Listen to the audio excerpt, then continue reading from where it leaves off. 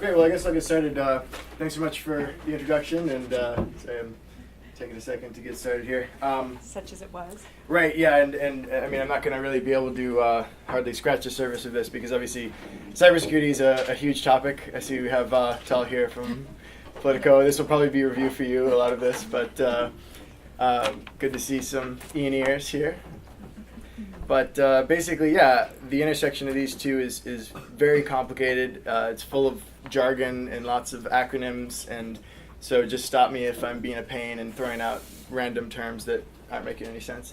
So here, I'll get full screen here.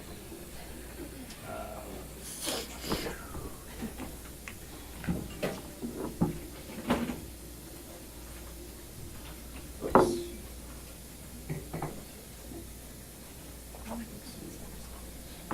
Okay, so whoops. We'll start with the internet. So this is lolcat, pretty indicative of the internet as a whole. It's filled with lots of funny cat and dog videos.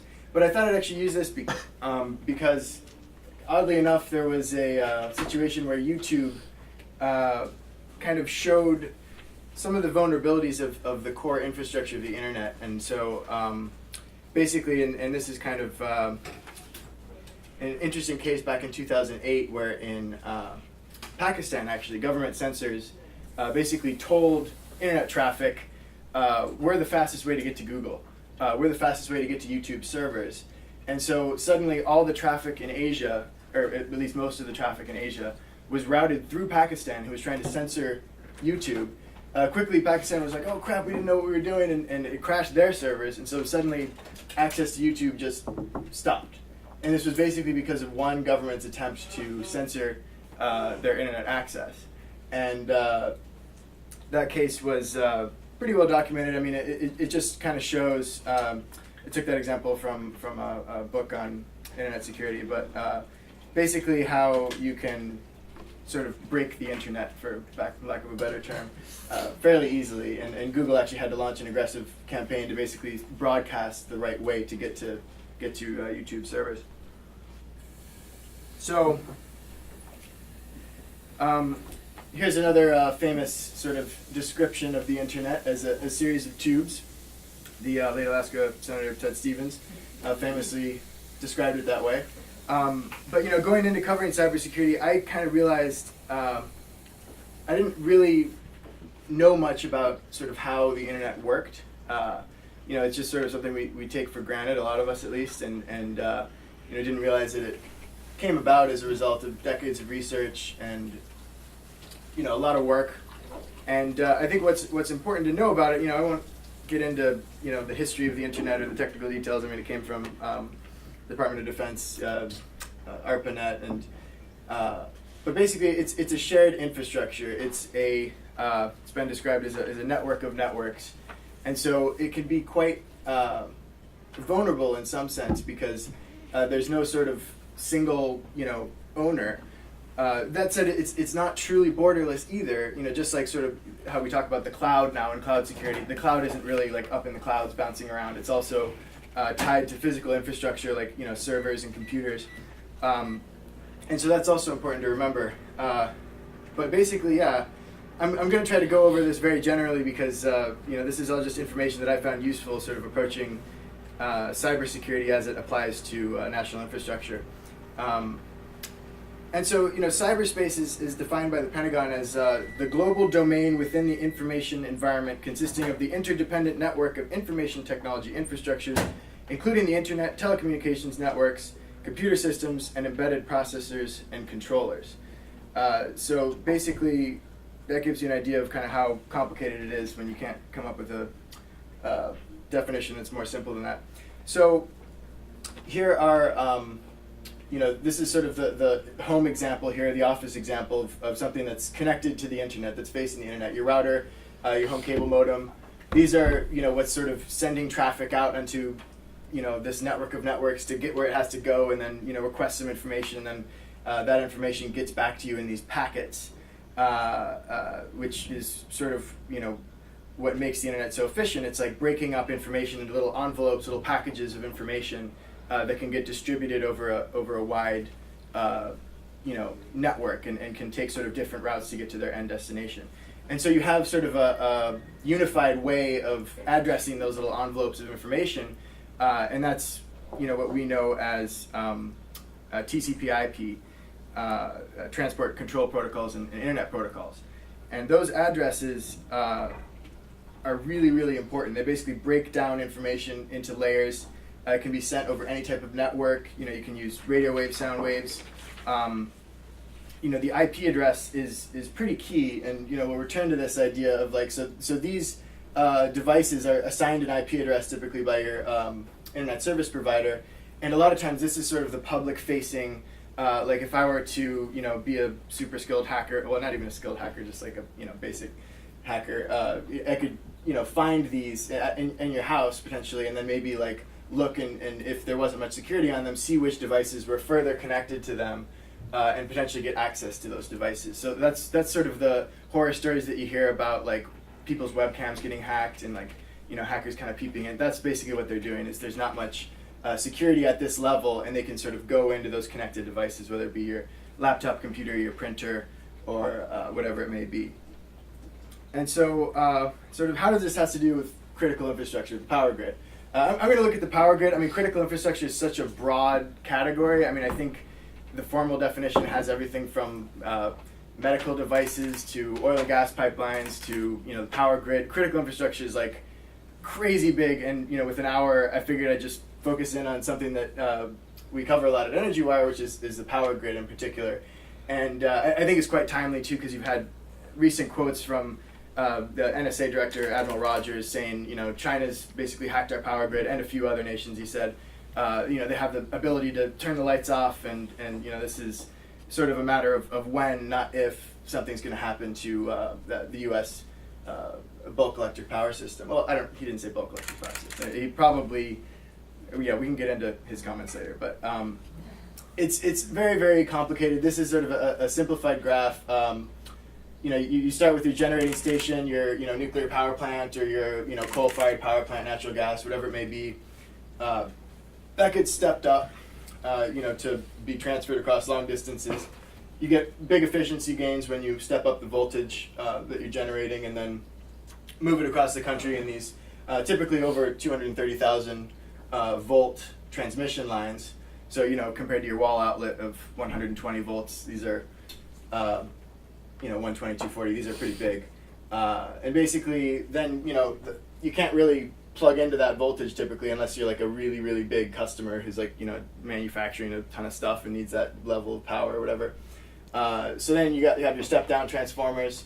Then it goes out to various consumers of energy that have various demands for voltage here. And then finally it goes down to the distribution level and out to your home, and you can plug in and yay, everybody's happy, they get power. So how does this tie in to cybersecurity? I mean, most people look at this and they think, okay, great, this has all worked for decades now, well before the onset of the internet. So why should this even have any relevance? And the answer is, this is increasingly becoming digitized because electric utilities want the efficiency gains from remote access. They want to be able to, I mean, this is bad practice, but maybe a manager who's like, in charge of the, transmission of the power wants to check in from his laptop, see everything's okay. Okay, great, power's flowing smoothly. Good job, guys. Well, guess what? You've just created an entry point into that very technical system through this guy's laptop, which is sometimes connected to the internet, maybe sometimes connected to this via virtual private network or whatever. And that's where you start to see problems. And so it's really only just starting to be thought about in a big way, and utilities are only just starting to kind of spend money on cybersecurity because there haven't really been many threats, which I'll get into later. So so this is basically what people call the grid. I mean, it doesn't really highlight the interconnected nature of this, and feel free anybody to jump in with questions or whatever if I'm not making any sense. And another important thing to remember about it is that it flows, power moves at the speed of light, and it flows along the path of least resistance, sort of like a system of canals. So it's not just like a generating station wants to go to the customer and boom, just send it along the most direct route to them, and it's easy as that. Sometimes you can have power routing itself in all sorts of weird ways, especially if there's a sale of certain transmission across the different territories of the grid. So here's just the a map of the really big transmission lines. So we're starting at 115 kilovolts going up to 500 here. Basically, if we were to do like all transmission lines down to the distribution level, the little power lines going out to your home, this would just be totally spaghetti. You wouldn't even be able to see the United States. I mean, that's just everywhere basically, except maybe some national parks and stuff where you'd see little gaps in. But the grid's sort of divided up into three main interconnections. They're not really delineated here, but it's the this might be a review for a lot of you, but the Eastern interconnection, the Western interconnection, and that also extends down into Mexico and up into Canada, and same over here. And then, of course, Texas has its own. So Texas, Lone Star State, don't mess with their interconnection. They have ERCOT. So in all of this, there are sort of 7 concepts that anybody who's operating the grid needs to keep in mind.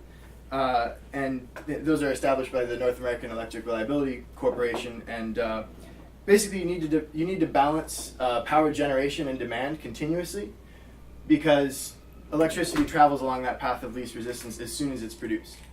So if you're plugging in your phone to a wall outlet, somewhere there needs to be generation to match that. I mean, that's a very, very small amount of load, as they call it. The load is sort of the what you need to balance with generation. So that can range from your cell phone plug to a large industrial customer who might be consuming tens of thousands of watt hours of energy. And so that's kind of the core challenge for utilities is, and the people who oversee this really complicated 24/7 operation is making sure that at 4 a.m. there's not going to be much demand, so you're not going to have much generation. But then starting up on a weekday, you're going to have to ramp up your ramp up your coal-fired power plant or whatever, and basically up that. You also need to balance something called reactive supply. I won't get into that. That's I don't fully understand it either. It's a really complicated sort of not just your typical alternating current. You need to keep in mind there's thermal heating limits on all these transmission lines. If they get too hot, they'll just fry and fall down, and that's not good. You need to keep the system stable, operate in a way that if a loss of a key generator or transmission facility occurs, that you're still okay. That someplace in Arkansas has a little trouble, and that's the whole power grid doesn't go down. And then obviously prepare for emergencies. And so, part of that preparation involves, long-term forecast, year ahead, season ahead, week ahead, day ahead, hour ahead, and real-time analysis as to, what the heck could possibly happen. So that's kind of where we start to look at cyber. It's viewed as this very high impact but low frequency event, something that's not super likely to happen, but could potentially have a really devastating impact on the grid. And that's why you see so much coverage of it. And when you think about critical infrastructure, I feel like the power grid is maybe most often cited as the sort of cyber doomsday scenario of they're hacking our power grids and just taking them down and be very afraid. So this actually was the 2013 this is called Grid X2 scenario that the North American Electric Reliability Corporation kind of put on. Basically saying, all right, so you've got this really determined adversary who's actually has managed to hack into our, all our corporate networks. He's starting to get into the industrial control networks where you're actually operating these things. And on top of that, suddenly we have all these gunmen descending on our substations, shooting up all these key pieces of equipment. It's just like a total holy, crap, we got caught by surprise. And so basically the scenario, they acted out kind of how they would respond to that and how they would mitigate that. And needless to say, it didn't go particularly well. I mean, they lost a lot of, power generation, and people were, I forget exactly how many in the scenario went without power, but it was not pretty.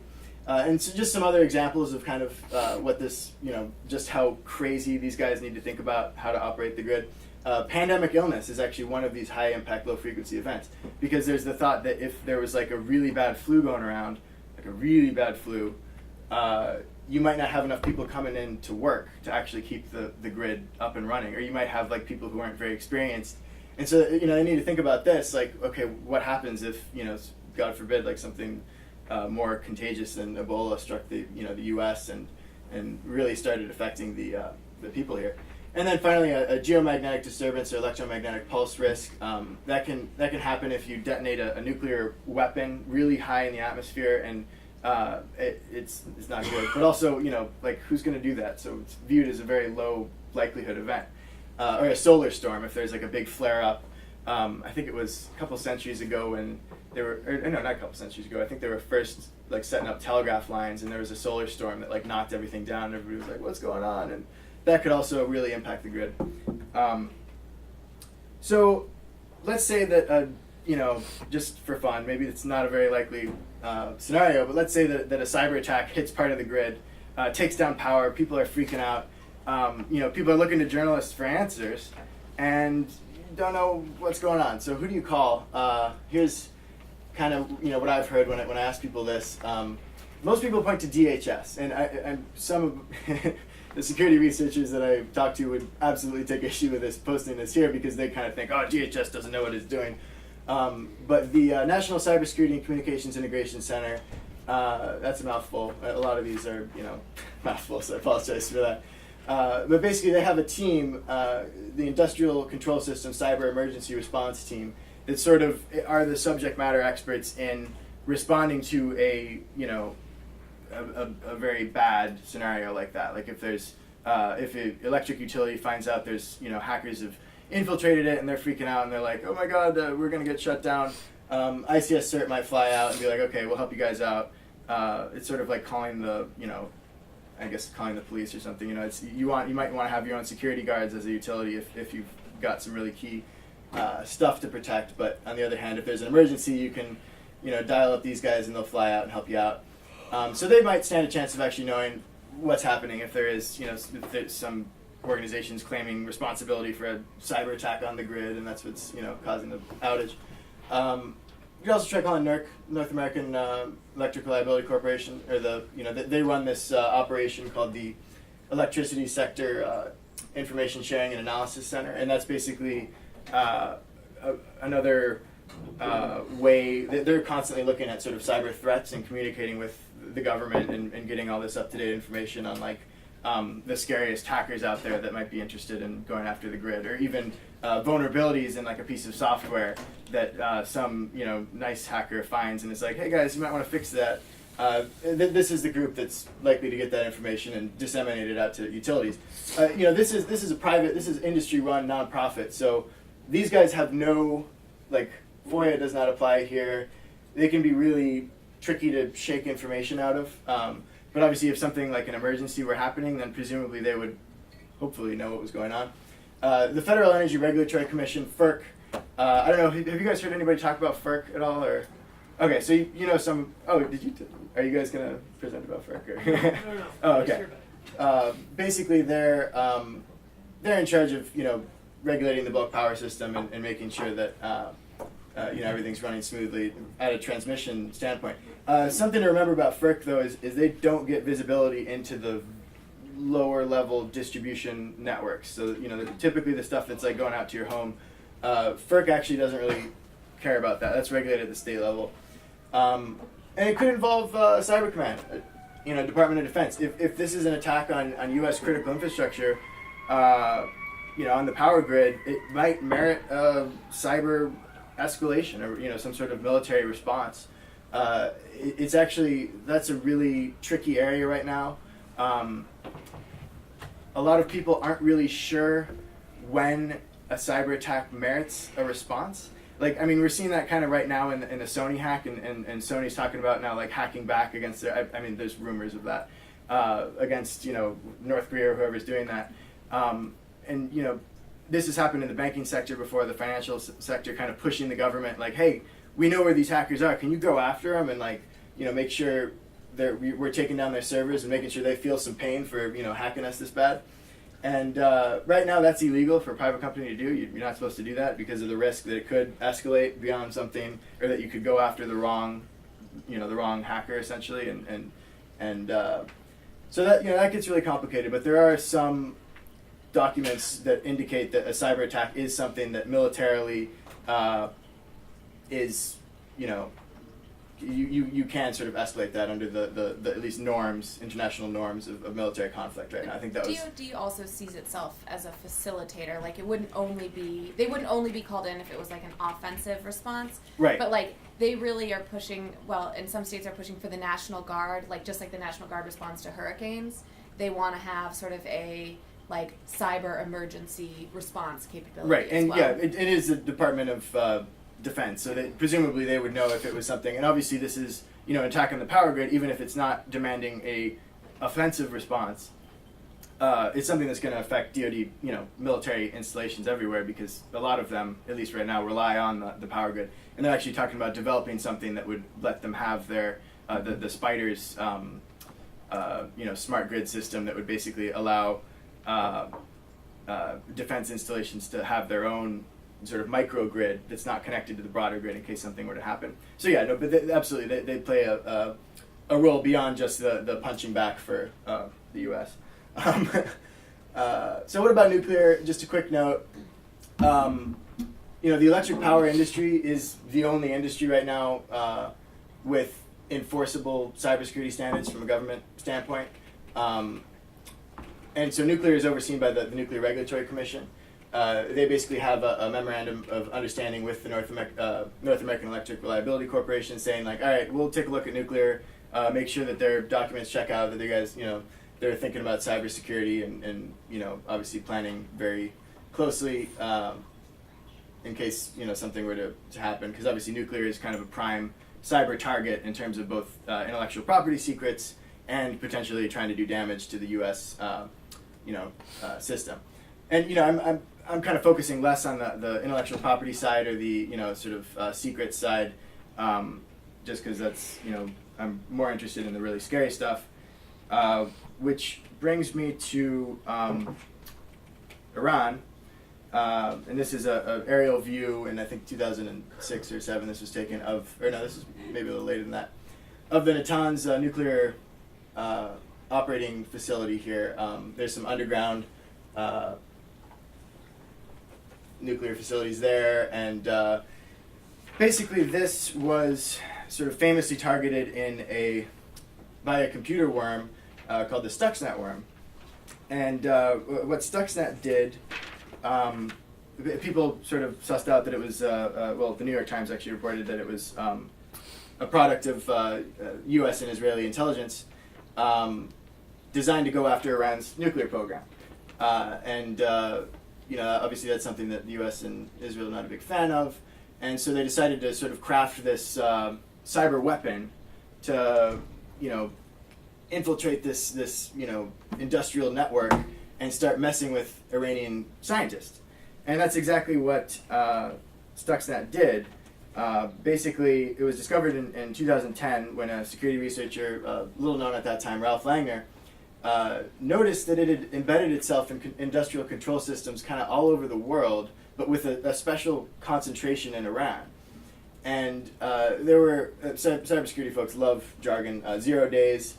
There were at least 4 0 days in this, which basically means a vulnerability in a piece of software that nobody knew about before this particular malware was discovered.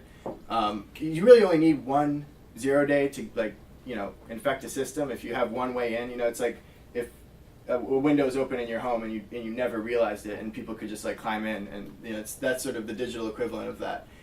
So 4 was just like, whoa, that's excessive, especially because they were really, really good 0 days for Windows operating systems and basically stuff that could have sold for potentially hundreds of thousands of dollars. Yes. Sorry, I got lost a little bit back. So who created Stuxnet? So it's said and kind of widely figured that the U.S. and Israel intelligence agencies and the Department of Energy kind of teamed up to aimed at that. Aimed at this, okay. Exactly. And so yeah, and it was when this just security researcher, he didn't have anything to do with the creation of Stuxnet. He noticed that it was going after this very specific piece of, and here's another great jargon word, supervisory control and data acquisition software suite for Siemens. And it would only actually do anything in a very specific configuration. And so it wasn't really harming these industrial control systems elsewhere, but it was there, and it sort of, makes everybody uneasy.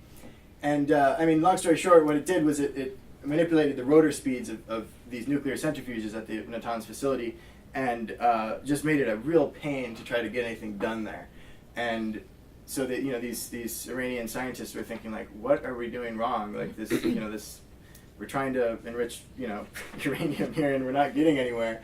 These rotors keep spinning out of control, and so it's just a big frustrating mess for them. They estimate that it set back Iran's nuclear program by a couple of years, but that's debatable. Langner said it was as good as using explosives. It was basically just totally messing with this operation. And the most baffling part for the Iranians was that nobody was even thinking to look for malware, for a computer worm, a virus on this nuclear industrial control system, because it's supposed to be air gapped. It's supposed to be separated, not facing the internet at all, kept totally separate, and obviously not vulnerable to just your run-of-the-mill pieces of your firewall blocking viruses or whatever. It's like they didn't even think they had to worry about that. But obviously that didn't work out so well. Stuxnet managed to get in. Originally it was thought that it got in with somebody plugging in a USB, but that's a new account has sort of maybe thrown out on that. So this is often cited as sort of Mark, the first. Did you have a question? Oh, sorry. No, I was just getting Yeah. to what he was saying. So if it's supposed to not be connected from the internet, then it would have to be a USB or a CD or something, right? How would you get in? Yeah, you would need basically an insider to get in. That's the. So could it have been assumption. accidental, or was there an insider? You can also get in. It's not sort of definitively. There's a Kim Zetter of Wired actually just came out with a new book. I haven't gotten around to reading the whole thing, but she's got kind of a new account. I don't know. Have you read it or? My editor, I got it, but my editor read it. He said it was fascinating. It's supposed to be good, but I haven't read it. There have been some, they call them proof of concept, but there have been some demonstrations of ways to get around air gaps, not surprisingly from Israeli researchers. Yeah. So they're seen as not foolproof, but also you can always just have someone make a mistake, like someone logs into a computer Yeah. that they shouldn't be using to connect. There are a lot of ways that... There's talk of using potentially radio waves and other like sort of remotely maybe going out to the desert near Natanz and setting something up and sort of broadcasting it in there, and that gets really, at the time of Stuxnet, that might not have been totally used, but who knows. And then also targeting the equipment manufacturers and going sort of before it even gets to the Natanz facility, having some sort of malware embedded in equipment that they're just known to be using there and purchasing. So through the procurement process, sometimes that can be another route to infect these systems. And couldn't you also, could it have targeted the scientists at home, infected their home computers, hoping that they will plug in a USB and then Absolutely. take it to work? Okay. Yeah, Thanks. absolutely. They could do that. That's why a lot of these in the U.S. A lot of these facilities are supposed to have very, very strict protocols on don't bring your own device to work. People not supposed to bring their cell phones to if you're working as connected to the power grid. Working in transmission or whatever it may be, or at a utility. So who did this Langner guy work for, and did he just discover this? Was it meant to never have been discovered? Who came up with? Yes, it was meant to. Well, it was originally meant to be very quiet. Yeah, it wasn't supposed to actually ever even necessarily escape the original system that it was supposed to infect. But of course, it was so good at actually getting into this industrial control network that it was only a matter of time before somebody bringing their laptop or USB out to another computer, and then it basically starts spreading because it's got all these really cool attack modes that can go through all these different computers, just like cutting them like butter, and so it sort of spread out from beyond its original target, and so it's debatable of whether somebody might have intended Stuxnet to be discovered at some point. Basically as because there's been the argument that it could be seen as a deterrence thing, the U.S., look what the U.S. and Israel are capable of creating, this crazy, awesome cyber weapon that's super, advanced, and so that, there's been some thoughts that the guy who actually leaked that news, or who was accused of leaking that news, might have had something like that in mind. Basically, like cyber deterrence doesn't work unless somebody knows what you're capable of, and that this is sort of like a public example of that. But so Langner himself, I think he was just a German researcher, a very small sort of boutique firm that he was running, and pretty much unknown before the Stuxnet discovery, and then suddenly he's like a big celebrity now that he's came out with this research that was really pretty decisive in terms of attributing Stuxnet potentially to U.S. and Israeli foreign policy goals, and if you want to call that foreign policy. But did someone hire him to look into this? Why was he even looking for it? So basically, this was kind of a big puzzle. Once he wasn't the only one that noticed this. There were a lot of industrial control system researchers that had seen Stuxnet pop up on networks.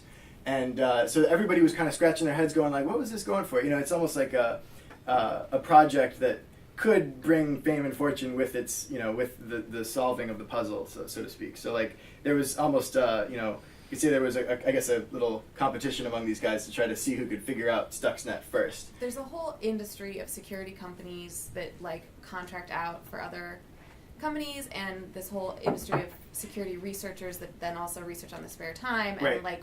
they'll put out papers periodically, so some of the big names sort of as advertising, where they say we found this crazy thing on our Yeah. clients' computers, and then we did all this research to figure out where it came from. And it makes them look really good, and people want to buy their services and make sure that they're looking at their networks. And so I don't think Langner was contracted to actually work. I think he was just working on Stuxnet kind of in his spare time. Yeah. Just puzzling over it, and the whole a security researcher, I should say, is just sort of code for hacker. I mean, these people style themselves security White hat. researchers, They right? wear White hat hats, hacker. so you know that they're. But when somebody introduces themselves to you as oh yeah, I'm a security researcher with Belden or whatever, they're a hacker, but they're just not doing illegal stuff necessarily.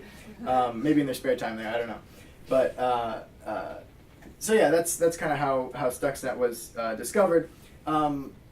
This has been sort of cited as the first really concrete case of a cyber weapon going after an industrial control system, sort of the next level of cyber warfare. And but there's this recent Bloomberg piece that suggested that Russia may have blown up this Baku-Tbilisi-Ceyhan oil pipeline in 2008 with a cyber weapon. There's sort of enough there to suggest that it might have been a cyber physical attack, a combination, and not just a cyber weapon. But then again, Stuxnet also sort of entailed physical access to the facility in some way or other. And then there was President Obama's statement in 2009 that in other countries, cyber attacks have plunged entire cities into darkness. That's been taken to mean two cases in Brazil in 2005 and 2007, where cyber complications, not necessarily explicitly targeting those areas, resulted in outages. So there's really not too much of this stuff. I mean, people think of cyberspace and cyber attacks and hacking cases, and it seems like there's a new one grabbing the headlines every week.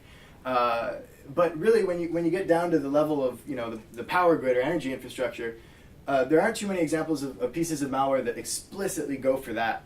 Because when you think about it, if you're a hacker, why would you want to get into an oil pipeline or the actual operational controls of a power grid? It's not something you're not gonna I mean, I guess you could maybe try to extort a utility or something, be hey, I'm in, I can shut this off and make some money off of it. But most of them are after credit card data, intellectual property, stuff that could really make Sony executives look bad, stuff like that, as opposed to industrial equipment and process controllers and scanning modules and stuff that is really very technical and shouldn't be of much interest to just your run-of-the-mill sort of hacker. Question. Yes. You were just saying that a hacker would be more interested in intellectual property, when it comes to Sony. So what specifically do you think they're looking for in terms of intellectual property? Well, I mean, in the Sony case is maybe a little different because that's been attributed to a sort of potentially North Korea trying to exact revenge over the movie. That's I always take that sort of attribution with a grain of salt for a while until it can really be crystallized, because I know attributing a particular attack to a certain hacker or even area or even actor is like one of the trickiest parts of cybersecurity research. It's the forensics. It's just really, really hard to say like XYZ computer in XYZ country executed this code and they're the ones who did it and here's the person who did it. That can be really, really, really difficult. But in terms of like, you know, some hackers, like it's sort of the hacking culture, like in the Sony's case, like the personal emails and stuff, like they might do it for the lulz, you know, just do it for fun, just because it's kind of hilarious and they get a kick out of it. And if they, you know, especially stuff like emails, it can be fairly easy. It doesn't take a lot of technical sophistication to hack into them. If you can, like, you know, for instance, a lot of famous people, including Sarah Palin, have had their emails hacked because they had very easily answerable security questions, like where were you born, what was your high school mascot, and for these famous people, this was publicly available information. You could actually go up and look that up, and so even, you know, hackers that just sort of got that information and then just, you know, typed in those security questions after guessing what Sarah Palin's personal email might be, were able to, you know, break into that just by sort of you know, that route. There are plenty of pieces of malware that are more advanced than that and more malicious than that, like a recent one called Crypto Locker, and there's a new variant of it now, would basically infect laptops or, you know, any sort of computer with any files to protect, and encrypt everything with military grade 2048-bit encryption. So suddenly I'm trying to open up my PowerPoint, and it's a little message pops up and says, you've been hacked, this is encrypted, pay $300 in Bitcoin to this account by tomorrow, or you'll never get the public key to decrypt it. It's called ransomware. Yeah, it's called ransomware, and they're among the most successful money-making sort of enterprises for hackers. The city of Detroit recently got hit by ransomware. Yeah. Police departments have been hit. They usually end up paying the ransom. Yeah, it So really you can't, like, sucks. call the cops, be like, No, because you don't know where these guys are. I mean, unless you're going to try to get the Secret Service to tackle some guy in Ukraine and, you know, arrest him. You Their know, advice is have good backups so Yeah. that you can punt the system and back up from like the past day. But yeah, like And- the encryption is so good that you can't break it yourself. And even though there's not much ICS-focused malware, I should emphasize that there was actually a case where a raw material separation company not far from here, actually, I was talking to, got hit by Crypto Locker, and it actually breached their industrial control network, and potentially the piece of malware wasn't really designed to encrypt that sort of file, so it didn't really do anything, and they were able to scrub it. But he was just like, I spent like 2 sleepless nights, you know, this one poor security officer that this company had hired, just like trying to like scrub this of our systems, because he really wasn't sure it wasn't focused on getting into an industrial control system, but like what if it was like encrypting stuff and slowing down, you know, the way that they would have had to shut down their, like, the actual cranes used to separate this, you know, material and really shut down their business if it had affected it. So even stuff that's not necessarily explicitly focused on industrial control systems, if it gets in there, it could potentially cause damage. To the question about IP, there are generally sort of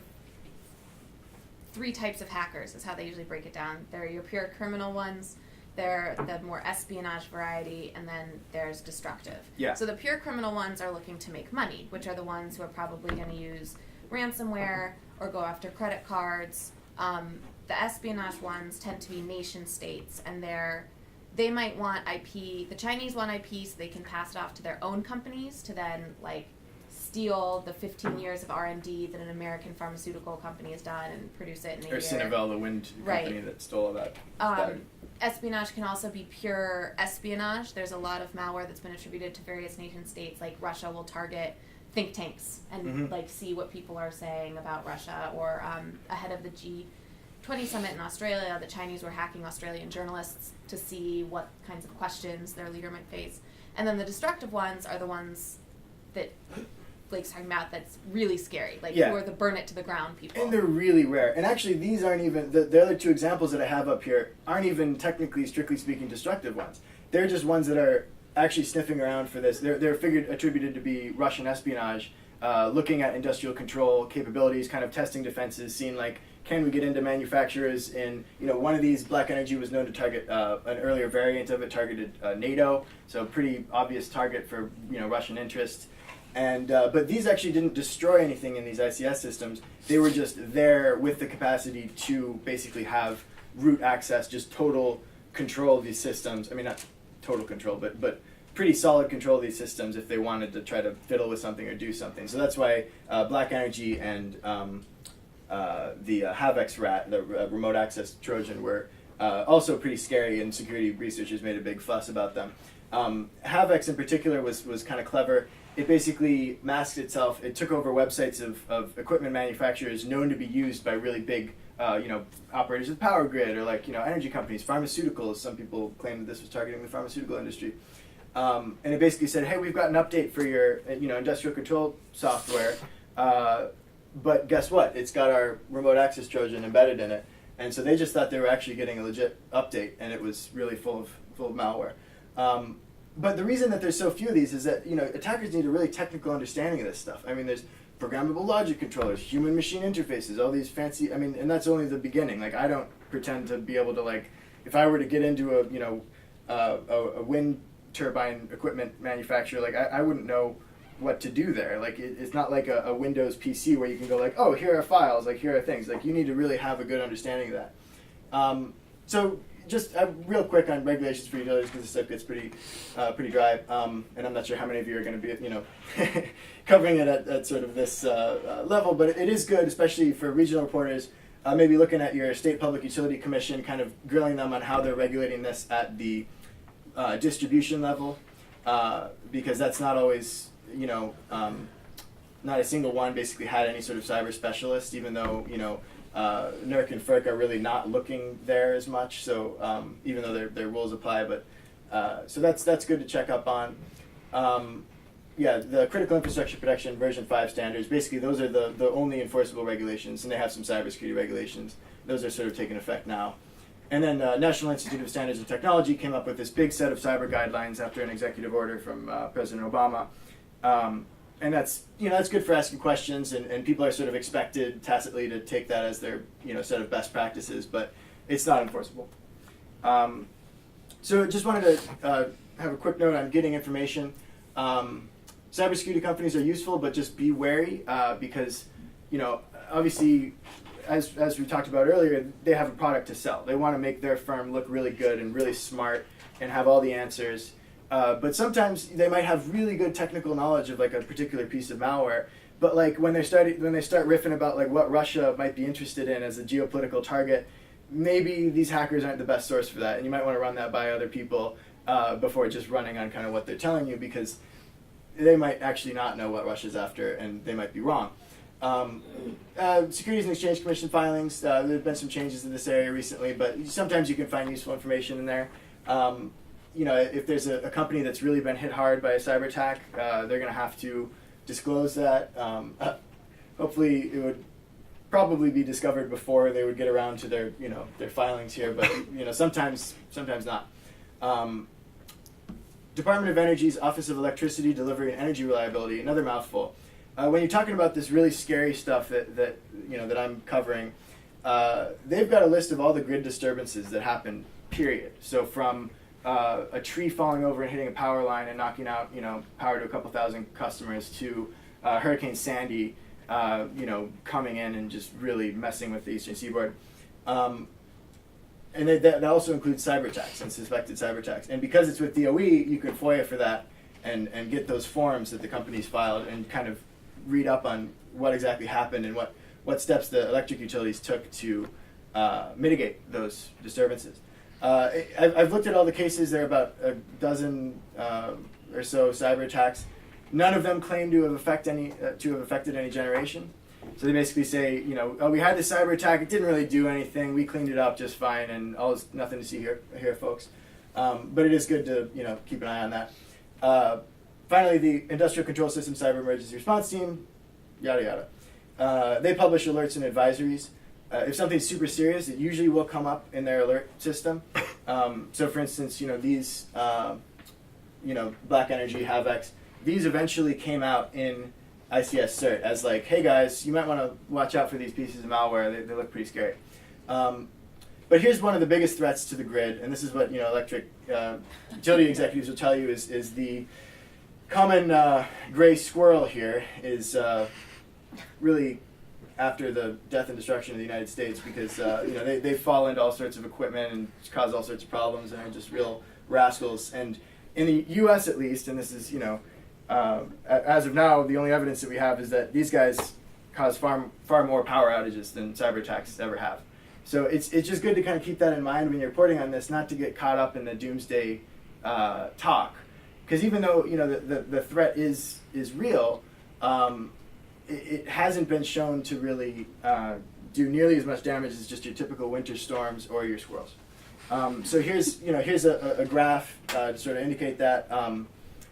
Here you have, this is a list of all those OE 417 forms that I was talking about, where utilities are basically saying, here's what screwed up the grid. Number one typically is weather.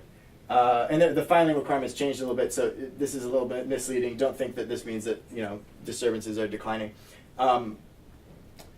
Weather is number one, and vandalism and physical attack. A lot of people love to break into substations, try to steal copper wire.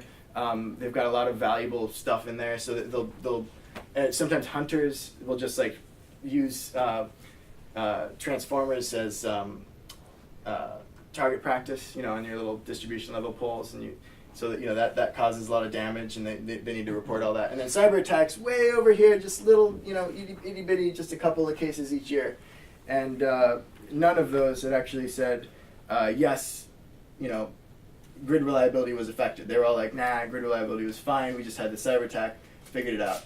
Wait, Blake, how come it looks like cyber attacks are also declining so slightly? I mean, they have is that actually. True, or is that a That's true. Yeah, no, there were more reported in 2011. There was like 1 or 2 reported this year so far. I think part of that, that could be for a number of reasons.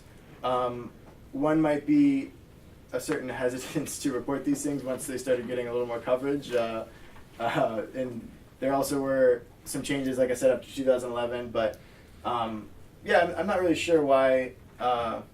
There's such a small number to begin with that it's pretty much, after 2011, it's just could be seen as just a natural little fluctuation there. It was like, 3 or 4, and then 3, and then, And what is 2. islanding?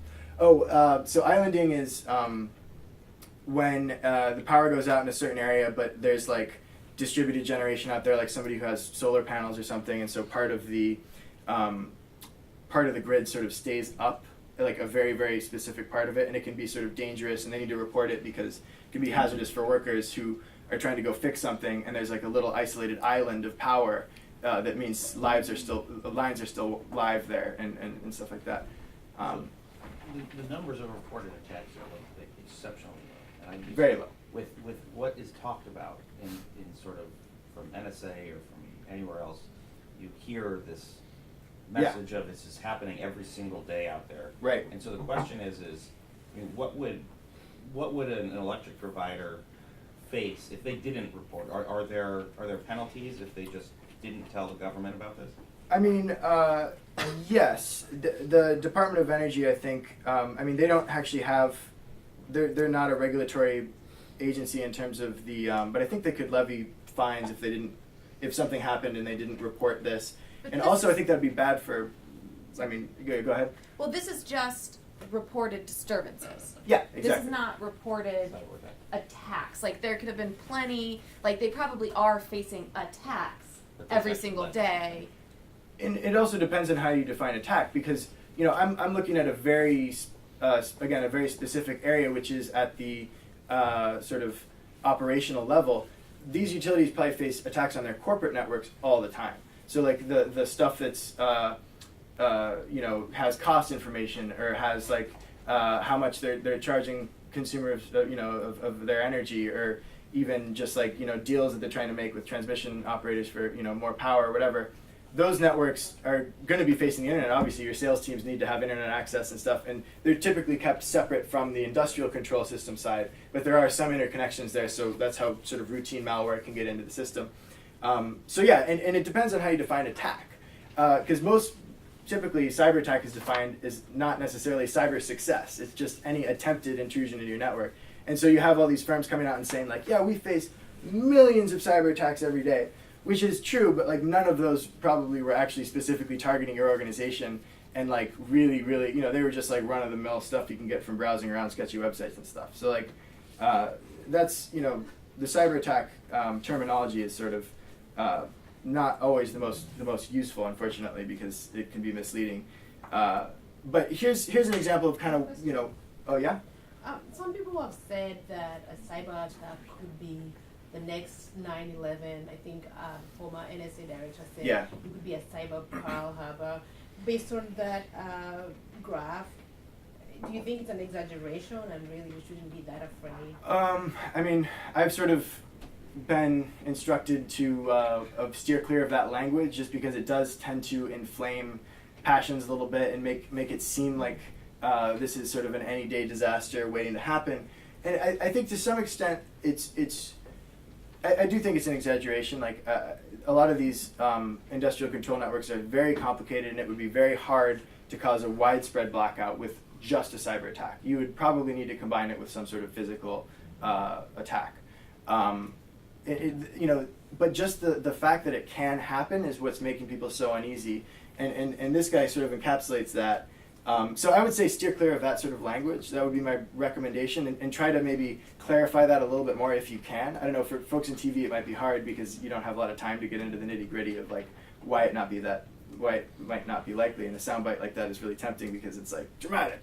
But most likely, I mean, what I see personally happening would be like a small scale, maybe distribution level utility in like a city, like the Roosevelt Power Administration or something, maybe shutting off the lights there, but not like causing a cascading blackout like the '03 blackout or something that's knocking out power to millions of people. But here's a hacker by the name of John Matherly I met in DEF CON this year, which is like a big hacking conference in Las Vegas. He's real famous for coming up with this Shodan search tool, which basically searches for, you know, kind of circling all the way back to that conversation about routers and modems that are facing the internet. It searches for devices like that are facing the internet, that are communicating directly with this network of networks. And so you can actually get visibility into some of these devices if they don't have a lot of built-in security. And so his Shodan tool, you know, it's often sort of railed against in the media because it's very scary, and it's like, why are you creating this? Like, you're giving this avenue for attackers to reach all these devices. Because it's turned up everything from, you know, nuclear control systems to, you know, wind turbines. You know, on my computer he pulled up just like this random wind turbine in Minnesota that had no security. He's like, yeah, we could go in and start fiddling around. I'm like, no, don't fiddle around with the wind turbine. I don't want to be like, you know, I don't want to have somebody knocking on my door. You know, most users of Shodan are kind of creeps, and they use it for